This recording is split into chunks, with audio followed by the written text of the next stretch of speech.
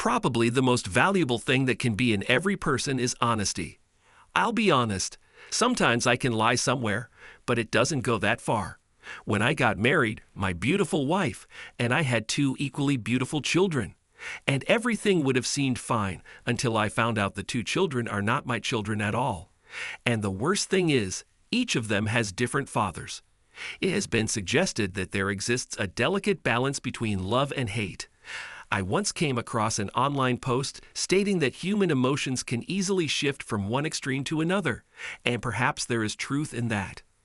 There was a time when I deeply loved my wife and would have willingly taken a bullet for her. Now it takes all my strength to resist the urge to harm her cunning eyes. I go by the name Abraham Ryan, or Abe, among friends. I had an average academic record in high school, dabbled in sports, and graduated in 2001. The following day, I enlisted in the Army, spending 4 years as an artilleryman and completing a tour in Afghanistan before receiving an honorable discharge. I pursued some college courses during my service and used the benefits to obtain a degree in computers and electronics. It was during this time that I crossed paths with Kirsten. After several months of dating, we fell in love, and I felt overjoyed when she accepted my marriage proposal. However, there was a complication. Kirsten's father, Bart Robertson, a prosperous CEO of a major accounting firm in our area, was skeptical of me. Concerned that I might have ulterior motives regarding Kirsten's trust fund, he insisted on a prenuptial agreement to safeguard her assets. I was unaware of her financial situation and had no knowledge of her family's wealth. However, I agreed to the marriage after consulting with an attorney who happened to be a close friend of my father. The agreement was standard, with one notable clause addressing adultery. According to the terms, in the event of a divorce based on adultery, the guilty party would receive no financial support and would leave the marriage with only their initial contributions. I wasn't concerned, as I was committed to Kirsten and had no intentions of being unfaithful.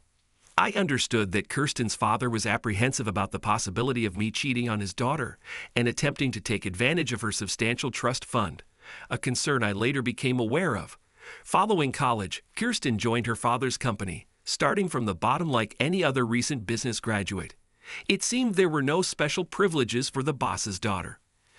I transitioned to full-time employment with the service company that initially hired me part-time during my final 2 years of college.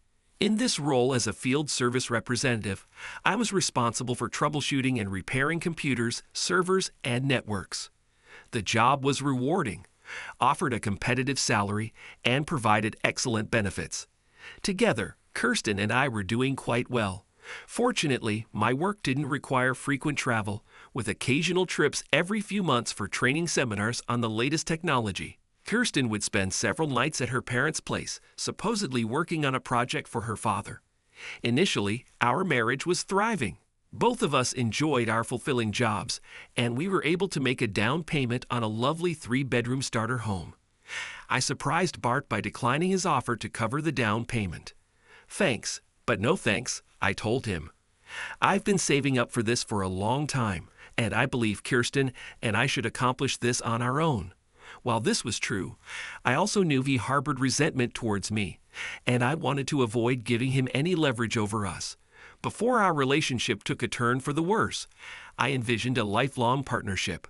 Kirsten never raised any red flags, and our intimate life was fantastic. We frequently enjoyed dinners and dancing, often concluding the night with a celebration in bed. Kirsten and I frequently attended the various corporate events hosted by her father.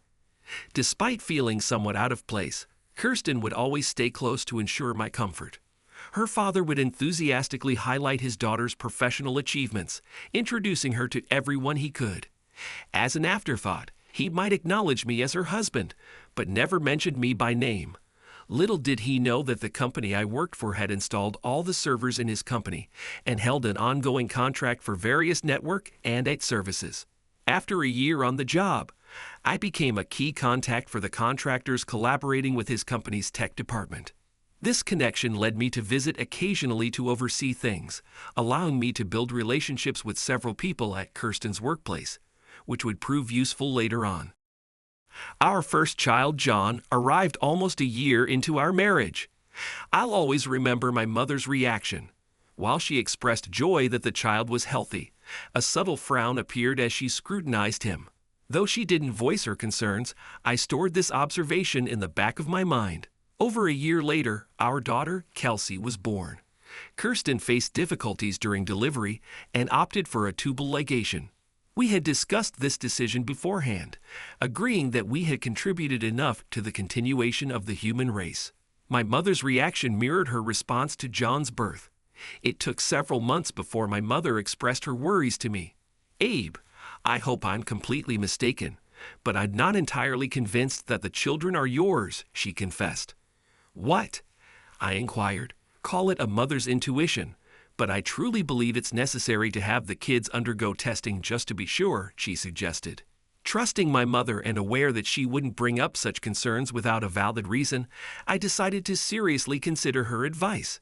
Kirsten and I easily adapted to the married with children lifestyle, and life in the Ryan household was delightful.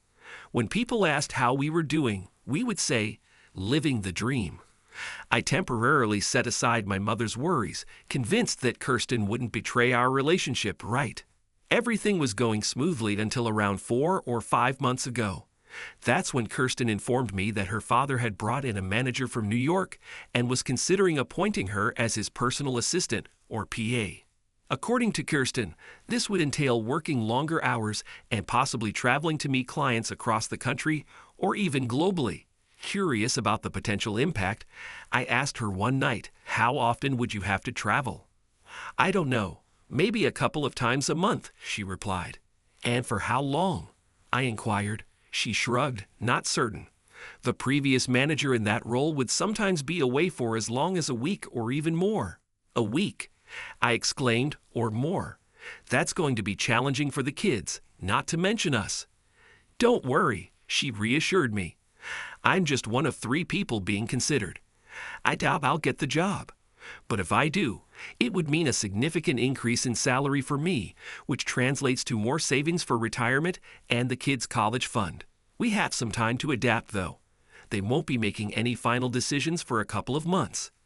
Meanwhile, I'll be spending extra time with my dad until the decision is made." I wasn't thrilled with the news, and I wasn't convinced that we needed the extra money. However, I knew better than to disrupt the situation without gathering more information. My military experience had taught me the importance of obtaining reliable intelligence before taking action, so that's the approach I decided to take. A couple of days later, I found myself at Kirsten's company, conducting a routine check on the server room. Everything appeared to be in order, so I seized the opportunity to gather information about the new manager. I spoke with several individuals in the vicinity and conducted some research on my own, discovering that the new manager went by the name of Jake Riley. Jake had recently relocated from New York, where he held a similar position with a sizable Wall Street firm. This raised a concern for me. Why would he leave New York to come to the Midwest? Surely he could have commanded a higher salary there than here. Additionally, I learned that he was married with a child. Yet, for some reason, they opted to remain in New York, another cause for concern. I made a mental note to consider seeking professional assistance from an investigator, and I already had the perfect person in mind. I was acquainted with him as Uncle Sam. No, not the iconic Uncle Sam. He happened to be my father's brother, and his given name was Samuel Ryan. "Do you suspect this guy might be trying to deceive you with Kirsten?" he inquired. "Yeah, there's something about him that raises my suspicions," I replied. Supposedly, he left his family, including a wife and child, in New York, after recently departing a prominent Wall Street firm. Why would he abandon his family to come here? Well, it might be nothing. But then again, who knows? I'll investigate and see what I can discover, okay? "And don't worry about the bill," he assured. "Just pitch in for the expenses, all right." "I can't impose on you like that, Uncle Sam," I objected. "Let it go," he insisted. "This is family, and that's more important. Maybe you can help me set up a new server or something." Sam reached out to me a week or so later. "You were right," he confirmed. "Old Jake Riley has quite a reputation as a womanizer. That's why he left New York. It appears he had an affair with the wrong woman and faced significant trouble with his firm. They gave him the choice to either leave quietly or be terminated. He is legally married and has a child, a boy. He's currently separated from his wife, who is seeking a divorce. According to my findings, she's living in a rundown trailer in Albany. Figures, I remarked. There's one more thing, Sam disclosed. I conducted an extensive search and discovered that Riley and Kirsten's father have a lengthy history. Jake initially worked with old Bart Robertson and moved to New York about 3 years ago, coinciding with his marriage. 3 years ago? I inquired. Do you know if Jake and Kirsten knew each other back then? It's quite possible, Sam said. They both worked for the same company, and Jake was known to visit the Robertson household frequently. It struck me as unusual. Jake was never brought up or mentioned before this all began. I remembered several evenings when Kirsten would head to her parents' house, claiming to be engrossed in a project.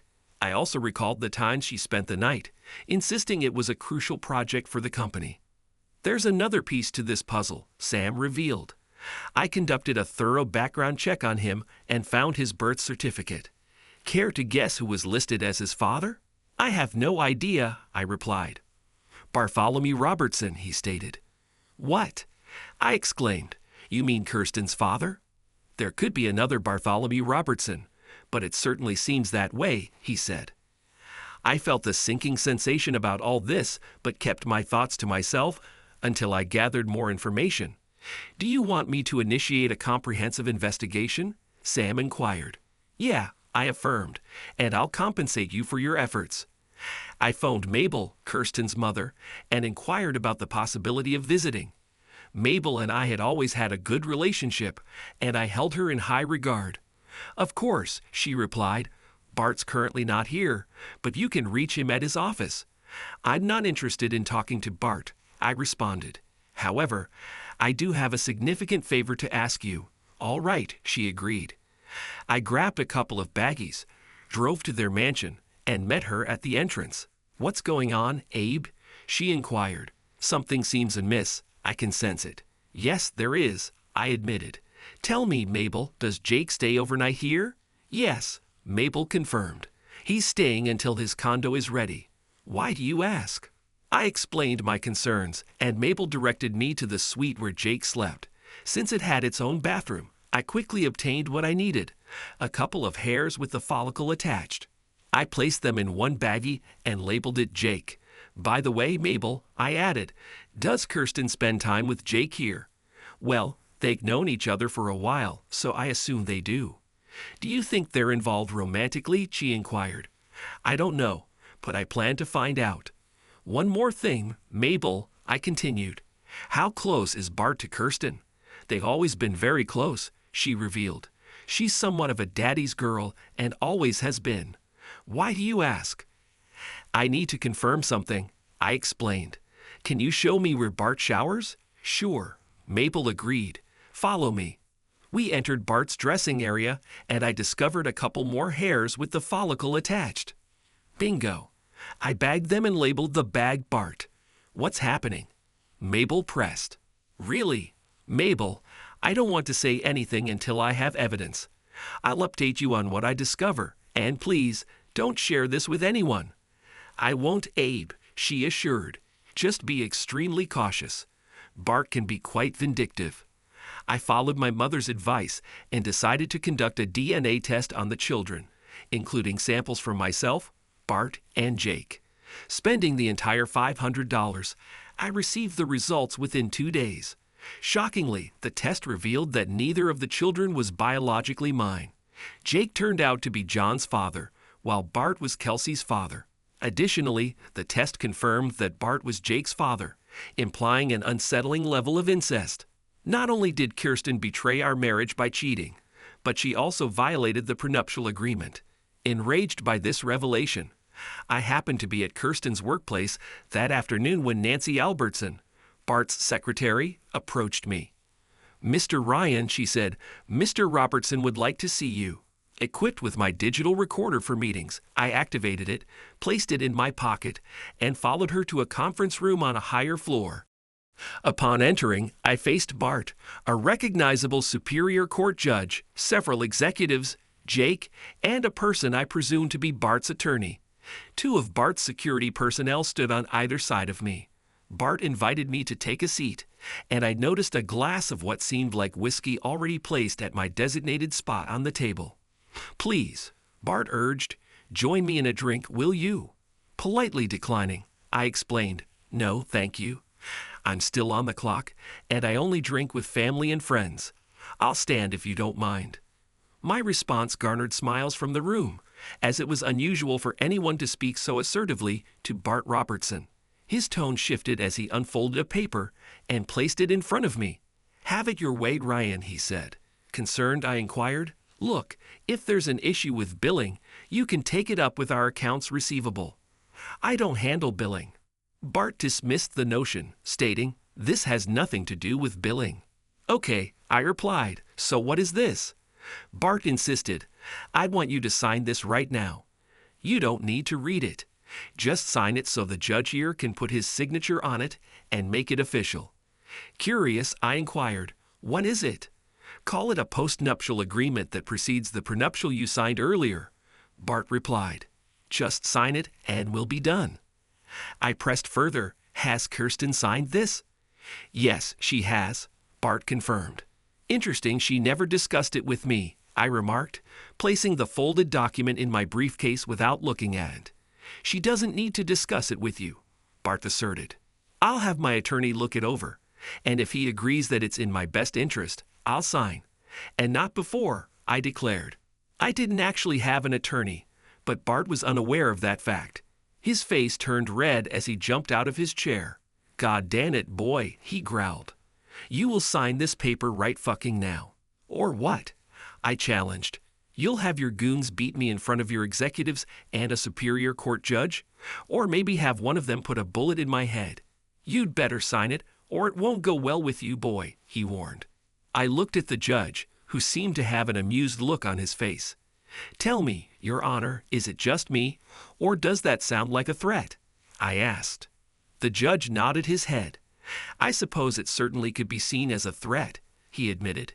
He turned to Bart. "Let him consult with his attorney, Bart. Once he sees that it's all legal and in his best interest, he'll sign." Bart settled back into his seat. "By the way, Your Honor," I said, "is incest still a felony in this state?" I saw nervous glances around the room, and I thought Bart was going to explode. The judge sat up before answering, "Well, yes, it is. But I don't know of anyone who's actually been convicted of that." "Why?" he asked. "Just asking for a friend," I said, looking at Bart. "Just sign the goddamn paperwork," he said, taking a swig from his drink. I left the building, wondering what was going through the rumor mill. I called Sam to get a recommendation for a good lawyer. He referred me to his friend, Frederick Marsh.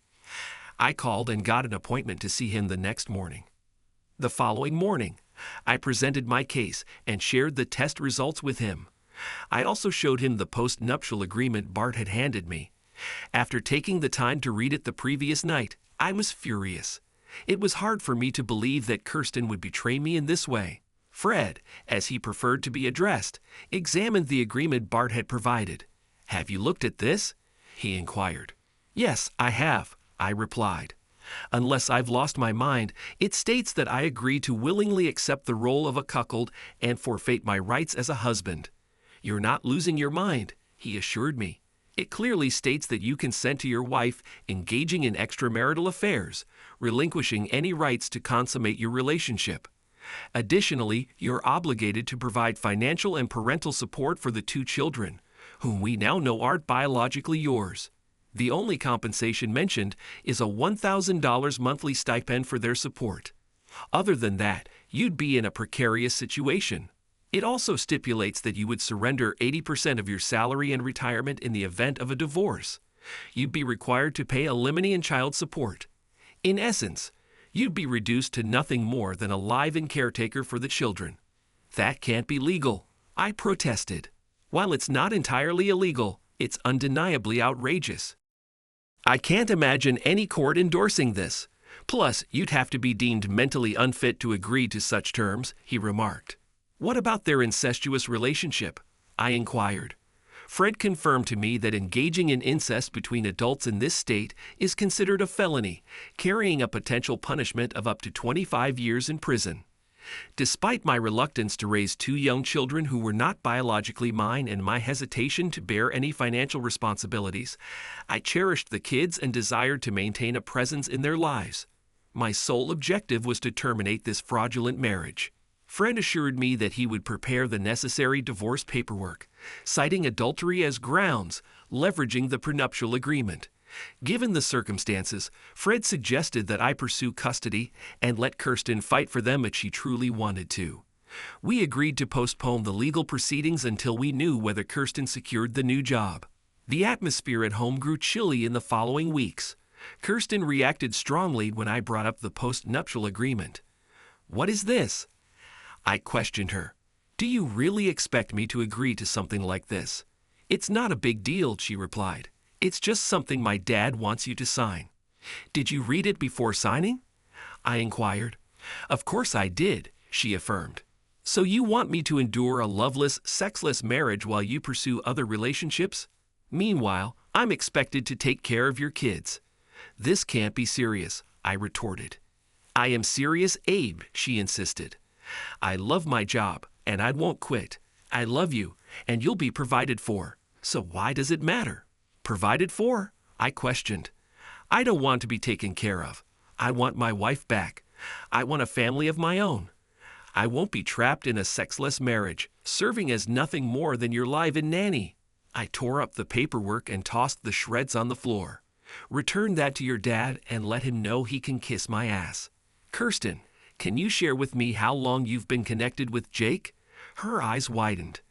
"I'm not sure what you're getting at," she responded. "We knew each other in college, but that's all." "Really?" I questioned. Heading upstairs, I retrieved her clothes from the closet and relocated them to the guest bedroom. "What's going on?" she asked. "Since I no longer have a wife committed to fidelity," I explained, "I'm asking you to leave my bedroom."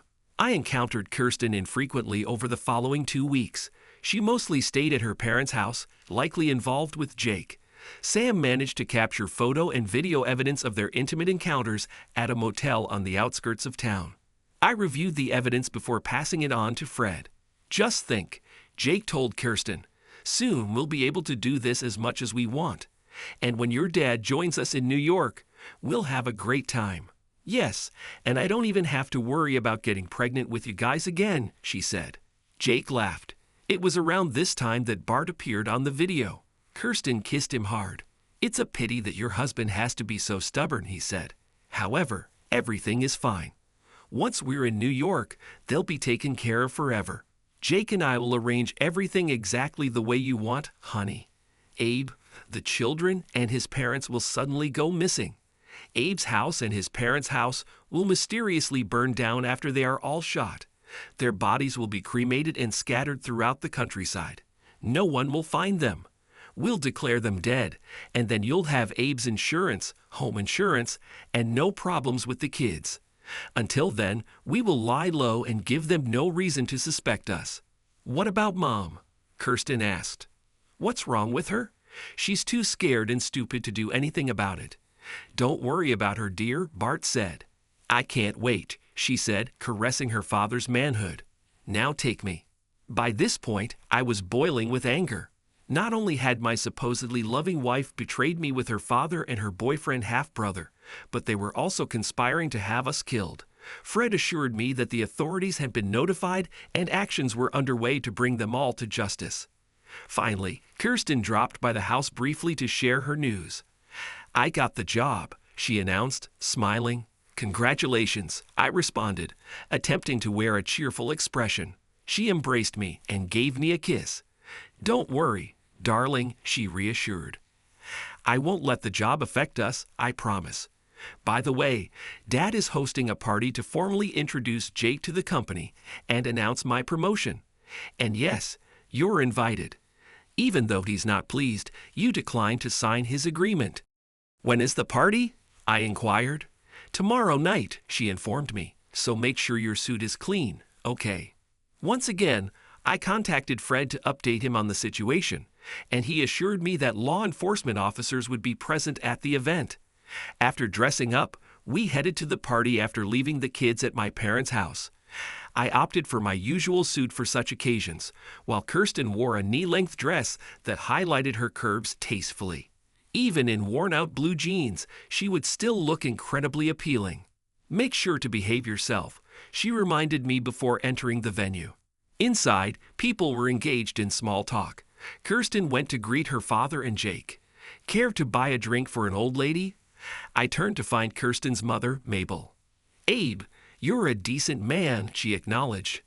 "I'm truly sorry for everything." "Why does your husband harbor such resentment against me?" I inquired. "It's simple," she explained. "You're too blue-collar for his taste. You carve your own path, succeed independently without relying on others to do the dirty work. Plus, being a veteran doesn't sit well with him. The military rejected him when he was younger, and he always wanted Kirsten to marry someone already well-established like Jake." "Does he know that Jake already has a wife and child in New York?" I questioned. Mabel's eyes widened in surprise. "I don't know," she admitted. "I had no idea about that, and I've learned that Jake worked with Bart a few years ago before moving to New York. Is that correct?" I probed further. Mabel's face paled slightly. "Yes, they've known each other for a long time," she confirmed. "I see, especially since Bart is Jake's biological father, as indicated by his birth certificate and a DNA test. Were you unaware of this?" I revealed. Mabel's eyes widened in shock. "What are you saying?" she asked. "That's right," I confirmed. "I possess Jake's birth certificate and a DNA test that proves Bart is his biological father. You weren't aware of this?" She shook her head. "I had a suspicion that he was unfaithful, but I never found any evidence," she stated. "There's more to it," I replied. "Neither of the kids is mine." "Are you sure?" she inquired. "DNA doesn't deceive," I asserted. "Jake is John's father and what?" Mabel pressed. "Bart is Kelsey's biological father," I disclosed. Mabel's face paled, and I thought she might faint. "Oh my God, no," she exclaimed. "Did you know?" I questioned. "I knew they were close, but not that close." "What will you do?" she asked. "Let's just say things are going to hit the fan tonight," I remarked. "I understand," she said. "Let me show you something to prepare you," I said, pulling out my smartphone. I played the clip of Bart, Jake, and Kirsten discussing their plan to harm me. Mabel's eyes widened. "Oh my God," she gasped. "I had no idea. I'm so sorry, Abe. Please forgive me." "Not your fault," I assured her. "So what's your plan?" I inquired. "I've had enough of his lies and abusive behavior. After tonight, I'm ending things with him," she declared. "Now let's go in there and act like everything is fine, shall we?" Kirsten was seated at the main table between her father and Jake, while I was assigned a seat at a table facing them. I wasn't pleased with the arrangements, and learning that her father had intentionally separated us made it worse. However, at this point, I didn't really care. Glancing around, I noticed a man in a trench coat and several sheriff's deputies in the hallway outside the room we were using. They managed to slip in before the doors were closed. I surveyed the individuals at my table and couldn't help but observe that none of them would make direct eye contact with me or engage in conversation beyond a courteous acknowledgement of my presence. Even when I looked at Kirsten, she avoided meeting my gaze. I was thoroughly irritated and eagerly awaited the conclusion of the evening. Bart rose from his seat and gently tapped his glass to gather everyone's attention. "I'm delighted to see you all here tonight," he exclaimed with a smile. "Allow me to introduce our newest team member, Jake Riley. Some of you may already be familiar with Jake, as he worked with us as a contractor 8 years ago. Jake will be overseeing our marketing efforts and collaborating closely with all our clients to ensure their needs, as well as our stockholders' interests, are met." This clarified why I hadn't encountered Jake at such events before. Contractors typically weren't invited to company functions like this. Applause filled the room as Jake stood, and I mustered a polite yet subdued clap. Bart continued his announcements. "I'd also like to introduce his new personal assistant, Not only is she an outstanding contributor to the company with a sharp business mind, but she also happens to be my daughter, Kirsten Robertson. He mentioned using her maiden name. Apologies, he added. I meant Ryan. Kirsten stood up, smiling, yet never once casting a glance in my direction. I wished I could disappear under the table, but Bart wasn't done. I've heard it said that personal assistants are often like work spouses, he remarked, looking directly at me. I'm confident that she'll go above and beyond to make Jake's professional life as smooth as possible. Jake embraced her, keeping his arm around her as they faced the audience. Kirsten took a seat, clearly feeling embarrassed. I was torn between the urge to retreat or leap over the table to confront Jake and Kirsten's father. Now, Bart announced, let's enjoy the meal. Everyone eagerly dug into the food, but I could only manage a few bites. I glanced at Kirsten, but she was engrossed in whatever Jake was saying. She looked at me with sad eyes a few times, and I hoped she would stand up and reject the job her father was offering. Unfortunately, she didn't. The others at my table seemed visibly uncomfortable on my behalf. After the meal, as everyone stood to leave, I approached Kirsten, but was intercepted by Jake. He shook my hand, purposefully squeezing it to assert dominance. I returned the grip even stronger, maintaining direct eye contact, and noticed a slight grimace on his face as he let go. So you must be Kirsten's husband, he said with a smirk. Yes, I am, I replied, at least for now. His surprise was evident, and Kirsten recoiled. Don't worry, I'll take very good care of her for you, he said, walking away. Kirsten looked at me questioningly. What was that all about? She asked, clearly displeased. Let's see, your father intentionally separated us, conveniently forgot to use your married name, and that work-wife comment from Jake really annoyed me. I also noticed how friendly you two seemed. I don't appreciate being publicly disrespected like that, so no, I'm not very happy right now, I explained. I'm sorry, she said. I'm sure Daddy didn't mean anything by that. I highly doubt that, I informed her. Jake, Daddy, and I will be tied up in a meeting with some other executives discussing an upcoming trip, so I won't be home for a while. Well, before you head off to your crucial meeting with your work partner, there's someone I'd like you to meet, I said, gesturing towards the man in the trench coat. He approached us, clutching a sizable manila folder. Kirsten Ryan, he queried. Yes, she confirmed. He handed her the envelope. You've been served, he declared, loud enough for everyone around to hear. Kirsten's complexion paled and gasps could be heard from those nearby. She opened the envelope and examined the first page, labeled Petition for Dissolution of Marriage. What is this? She inquired. A divorce, I informed her, citing adultery as the grounds.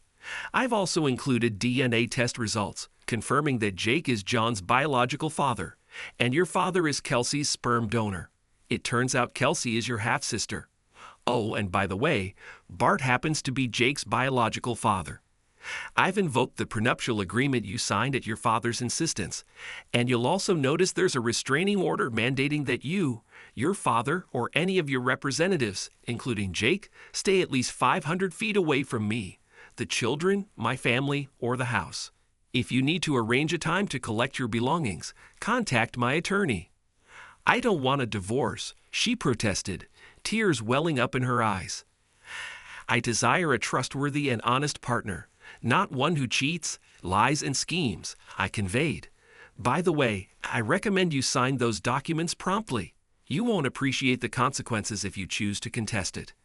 I possess various videos featuring you and Jake, and I doubt you want that information spreading to everyone you know. Don't concern yourself about the kids. I'll take good care of them for you. What do you mean? She inquired. There are a few more individuals I'd like you to meet, your father and Jake, I remarked, gesturing to the deputies. Bart and Jake approached us before the deputies reached our location. What the hell do you think you're doing, boy? Bart snarled. Screw you, jerk. I'm divorcing Kirsten and handing all of you over to the authorities, I declared. Bart tried to grab my shirt, but a deputy intervened.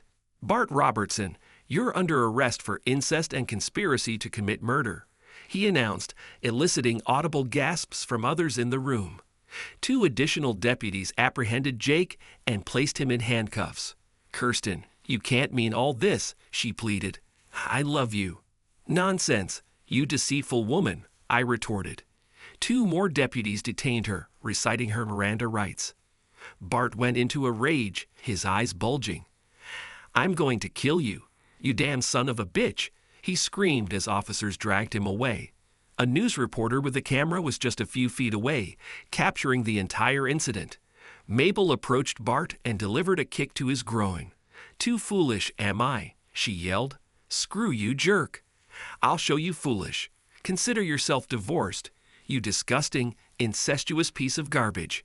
A deputy calmly moved Mabel aside as 2 others escorted Bart away. The news that evening was certainly worth watching. "There has been a significant upheaval in the local business community today," announced a news anchor.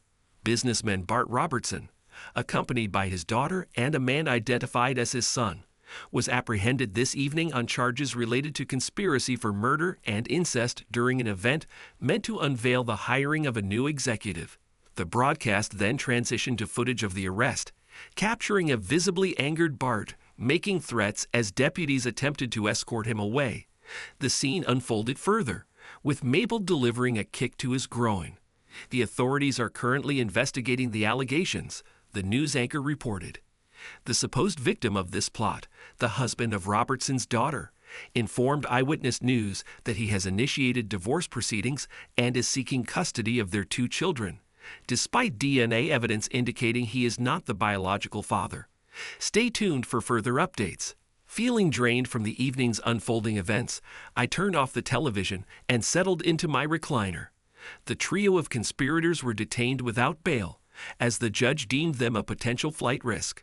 The investigation, spanning nearly a month, benefited from a phone system we had established for Robertson's company a few months earlier. This fully digital system recorded all calls, both incoming and outgoing, with a prior warning stating that calls would be recorded for training purposes. Despite Bart's arrogant assumption that his calls wouldn't incriminate him, they ultimately did. Investigators successfully identified the individual Bart had paid for the orchestrated attack against us. Some of the gang members who had received payment decided to cooperate with authorities, providing comprehensive details. The plot also involved an attorney and a superior court judge. While not obligatory, both Mabel and I testified against our respective spouses. The video evidence provided by Sam proved highly beneficial, along with the DNA results I submitted to the district attorney. Additionally, we discovered that Kirsten's inappropriate relationship with her father had started during her high school years, and he was the one who introduced her to Jake. In the end, all 3 were convicted on all charges and faced lengthy prison sentences. Mabel, as it turned out, was anything but unintelligent. Unbeknownst to me, she held 2 master's degrees, one in business and another in economics. Additionally, she closely monitored Bart's business affairs and comprehended the intricacies of the operations. In the divorce, she outmaneuvered Bart, claiming nearly all his assets, including the house and the business, and assumed control. In just 6 months, she revitalized the company, turning it into a profitable venture. Surprisingly, she also proved to be a loving grandmother to the children. I encountered Kirsten one final time before she began serving her 25-year sentence.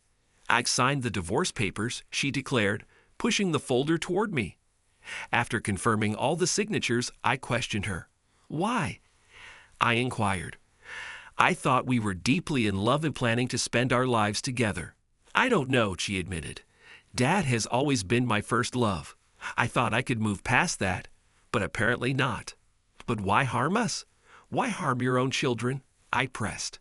"I had hoped you would agree to the terms Dad proposed. When you didn't, I felt I had no other option," she explained. "It was foolish, I realize. I'm sorry." "Indeed you are," I retorted sarcastically. "I know you don't believe me, but I truly loved you. Is there anything I can do to make amends for all the pain I've caused you?" she pleaded, tears welling up. I glanced at her for the last time. "Just one thing," I replied before walking away. Rot in hell. Thanks to everyone who took the time to listen to today's stories. If you enjoyed it, please consider liking and subscribing if you haven't already. Feel free to share your thoughts on the events in the comments below. Take care.